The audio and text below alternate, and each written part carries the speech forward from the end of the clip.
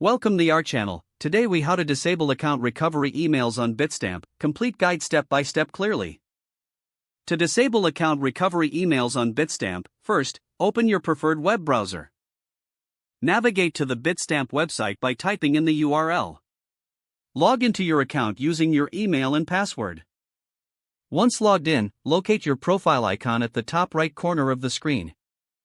Click on the profile icon to reveal a drop-down menu.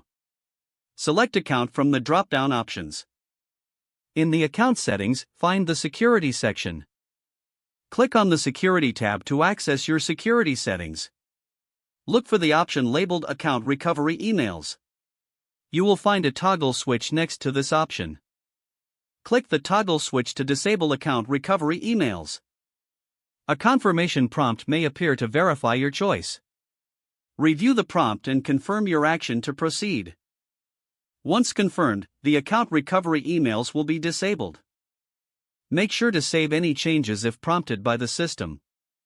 You can now exit your account settings. Always ensure that you have alternative recovery options available for account security. Regularly review your security settings to maintain account protection. If the page does not load, refresh the browser or try again in a private or incognito window. Make sure you are using the correct email address, then retype it carefully to avoid small typos. If your password is not accepted, use the reset option and create a new strong password you can remember. Check your spam folder for verification or security emails, then complete any requested confirmation steps. Enable two-factor authentication if available to improve account security and reduce unauthorized access risk. After signing in, review your profile details so your contact information and settings are accurate and current. If you see an error message, note it down and try again after restarting your device and internet connection. Log out when you finish, especially on shared devices, to keep your account and payment information secure.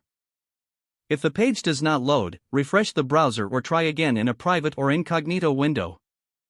Make sure you are using the correct email address, then retype it carefully to avoid small typos.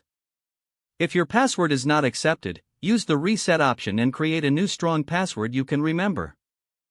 Don't forget to like this video and subscribe to our channel for more step-by-step tech guides.